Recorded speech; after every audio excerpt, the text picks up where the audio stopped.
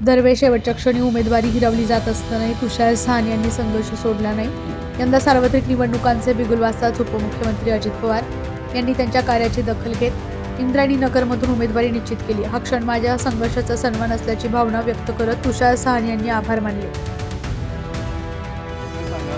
सातत्याने दरवर्षी आपला संघर्ष जारी होतो आहे. ऐन मुमेंटलाच आपल्या तिकिटाविषयी कुठेतरी निगेटिव्ह बातमी कळते, परंतु यंदा राष्ट्रवादी अजित पवार गटाकडून आपलं तिकीट कन्फर्म झाल्याची बातमी कळते. काय भावना आहेत? तसं म्हणा गेलं तर ही खूप माझ्यासाठी आणि जे आमच्या प्रभागातील जे माझे सगळे मित्र सहकारी नातेवाईक यांच्यासाठी आनंदाची गोष्ट आहे.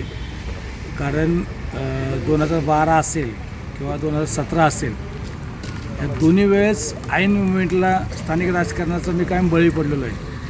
पण माझ्या ह्या 20 वर्षाच्या कार्यकाळामध्ये सांस्कृतिक कार्यक्रम असतील, सोशल ॲक्टिव्हिटी असतील, सामाजिक कामं असतील, आमच्या प्रभागातील जेवढ्या सामाजिक समस्या सोडवण्याचा प्रयत्न करत असतील तर त्याची दखल ही माननीय उपमुख्यमंत्री अजितदादा पवार साहेब यांनी घेतली आणि ती दखल घेऊन त्यांनी मला राष्ट्रवादीमध्ये काल माझा प्रवेश घेतला आणि एक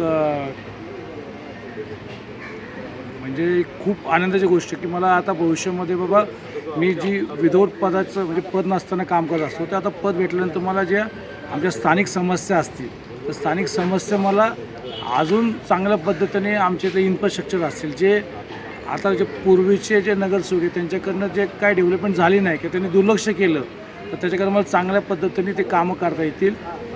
भविष्यामध्ये युवकांसाठी म्हटलं तर बघा, आता लहान मुलापासून म्हटलं तर महिलांपर्यंत ह्या दिवसभर आपल्या काम आणि आपले रेग्युलरचे रुटीन असते, पण त्यांच्यामध्ये त्यांच्यासाठी आजूबाजूला महिलांसाठी गार्डन पाहिजे, विरवण केंद्र पाहिजे, मुलांसाठी खेळण्यासाठी ग्राउंड पाहिजे आणि अक्षरशः म्हणजे बोलायला गेलं तर खरंच आमच्या प्राधिकरणामध्ये काही भाग डेव्हलप झाला 20-25%, पण 70-80% भाग असा आहे की तो अजून सुद्धा दुर्लक्षितच आहे. तर तो म्हणजे ही खूप मोठी समस्या आहे. त्याच्यानंतर लाईटचे प्रॉब्लेम असतील, पाण्याच्या समस्या असतील, तर ह्या जे बेसिक नीड आहेत ते सुद्धा अजूनसुद्धा आमच्या प्रभागामध्ये विद्यमान नगरसेवक पूर्ण करू शकलेले नाही आहेत. ही खूप खंत आहे.